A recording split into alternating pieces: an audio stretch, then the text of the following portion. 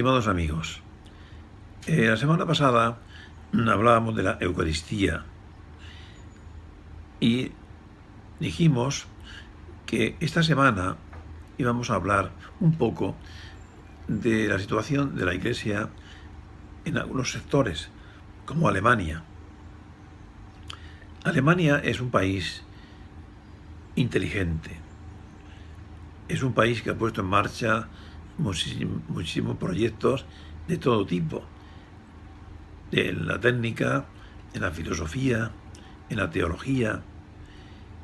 Y en el terreno de la teología, que es el que nos interesa a nosotros, pues ha sido muy audaz, rozando incluso la herejía, ya que pone en tela de juicio cosas importantes, como es la inviolabilidad del Papa, la infalibilidad del Papa, incluso para no distanciarse de los protestantes, en algunos sectores habla de la falta de la no presencia de Jesucristo realmente en la Eucaristía. Y entonces la misa, la Eucaristía, sería pues una celebración de fe, una celebración pues de familia, una celebración ecuménica. Bien, hace poco se celebró en Alemania pues un encuentro entre creyentes de distintas tendencias. Y entonces pues surgió la idea de que había que concelebrar la Eucaristía, pero la Eucaristía entendida como un instrumento de unidad, no como presencia de Cristo en la Eucaristía. Y entonces propusieron y llevaron a cabo el que hermanos nuestros de otras religiones, protestantes, etcétera, pudieran comulgar, pudieran recibir la Eucaristía como signo de hermanamiento, como un instrumento de unidad, no como medio religioso.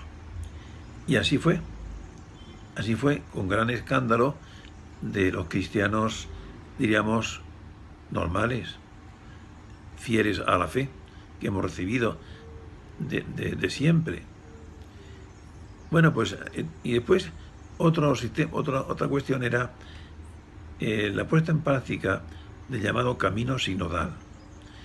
El camino sinodal es un sistema que ya se utilizaba en la Iglesia para los concilios, en los cuales pues los padres conciliares opinaban sobre temas concretos y después de esas aportaciones surgía un tema común, un documento común, siempre naturalmente fiel a la fe, fiel al magisterio de siempre. Bueno, pero esto se lleva a cabo en Alemania con una tendencia como democrática, asamblearia, y pensaron que la Iglesia debe dirigirse por el camino sinodal, no por la imposición de arriba, del Papa y de la doctrina de siempre, sino pedir para todo la opinión del pueblo de Dios. Y de esa opinión del pueblo de Dios, pues exponer después un argumento, un documento común. Bueno, y de ese camino sinodal surgieron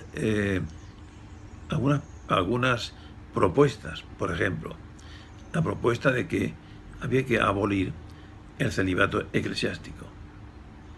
Otra propuesta es que había que proporcionar o posibilitar la ordenación sacerdotal de mujeres, y así otras muchos.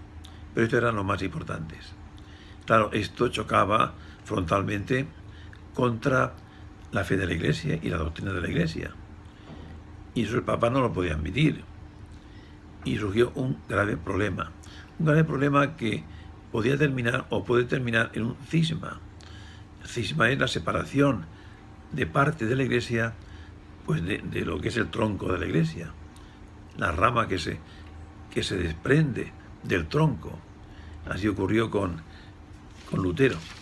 Bueno,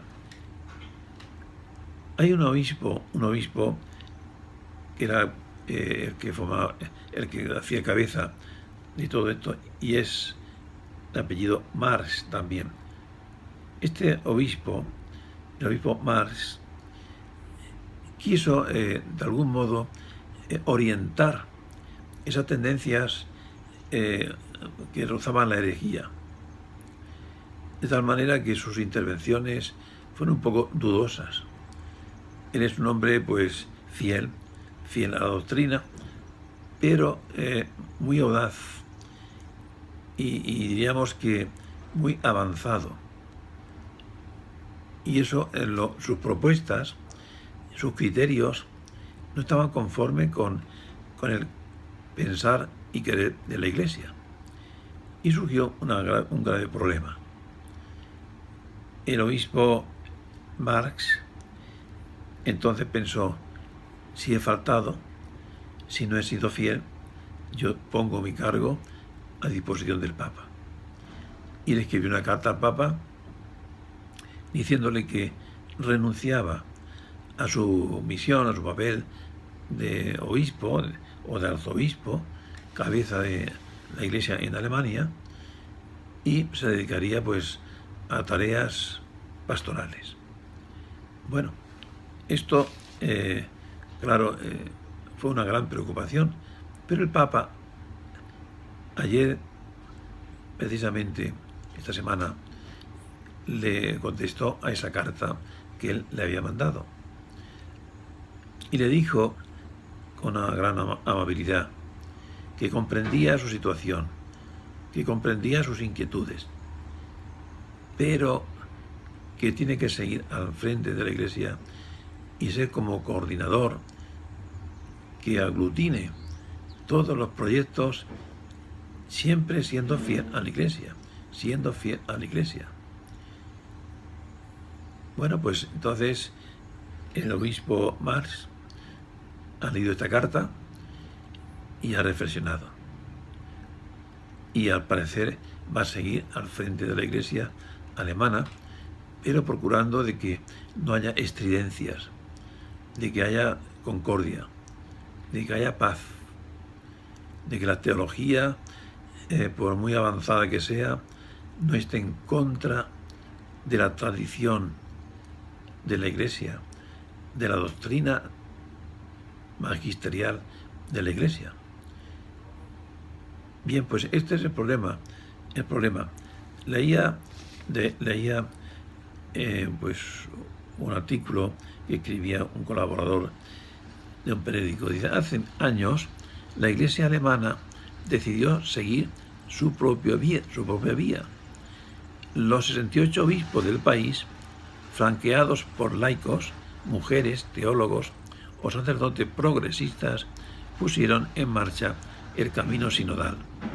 Es uno de los movimientos más relevantes en los últimos tiempos entre los centros de poder de la Iglesia. Roma centraliza el poder, pero Alemania ha sido tradicionalmente uno de los grandes intelectos para la jerarquía eclesiástica. Los más rigoristas han calificado esta estrategia como la antesala de un nuevo cisma. Los conservadores, de una parte, se escandalizan y de otra advierten de que sus profecías son ciertas. Alemania preconiza una iglesia más expuesta a los homosexuales, con mayor capacidad para nombrar obispos, y amaga con la ordenación femenina.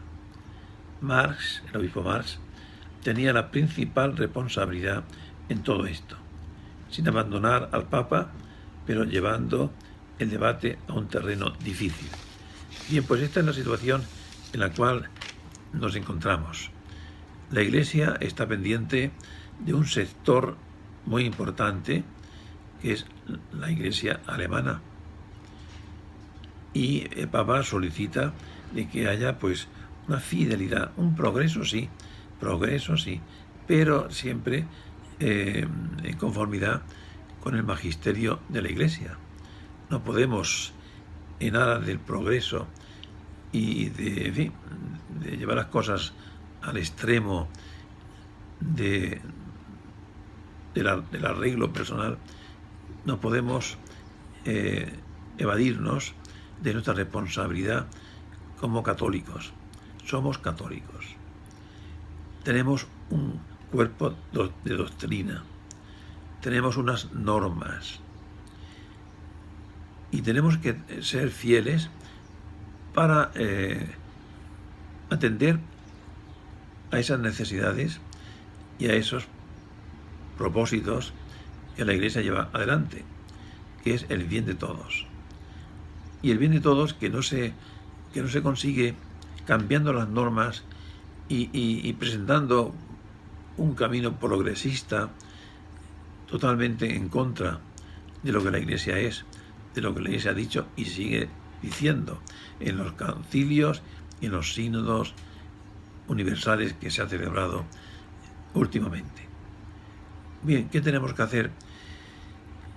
Lo que tenemos que hacer es ser fieles a la fe, ser fieles a la doctrina que conocemos, ser fieles a nuestra condición de católicos universales y procurar que esas tendencias progresistas no nos quiten la tranquilidad y la paz. En nombre del progresismo no podemos romper la concordia y la paz en la Iglesia. Hay que ser fieles, hay que seguir adelante. Tenemos que estar con el Papa. El Papa es la garantía de que estamos en el buen camino. Y el buen camino es Jesucristo. Yo soy el camino, la verdad y la vida. Ya San Pablo anunció que vendrían tendencias y doctrinas contrarias, pero que había que estar fuertes y ser fieles. Y Jesucristo dijo: no tengáis miedo, yo he vencido al mundo. He vencido al mundo. El mundo está ahí. Y el mundo se aprovecha de todo. De la filosofía, de la teología, de las enseñanzas de la Iglesia. ¿Para qué? Pues para conseguir dominar la mente y la vida de los católicos. Los católicos somos creyentes. Tenemos una fe. Tenemos un cuerpo doctrinal que hay que ir siempre avanzando, pero avanzando no quiere decir saliéndonos de las normas, sino avanzando en el sentido de ir mejorando en nuestro compromiso, ir mejorando en la fe que tenemos, ir mejorando en la pastoral, mejorando en el trato entre nosotros, mejorar. Y mejorar no significa romper, significa ir de la mano hacia adelante. Por eso yo os propondría que en esta semana que celebramos la fiesta del Sagrado Corazón de Jesús, estemos unidos en el corazón de Cristo. Estar unidos, dijo el Señor en la última cena, estar unidos. Yo estaré siempre con vosotros. No os preocupéis. Tomad y comed, esto es mi cuerpo.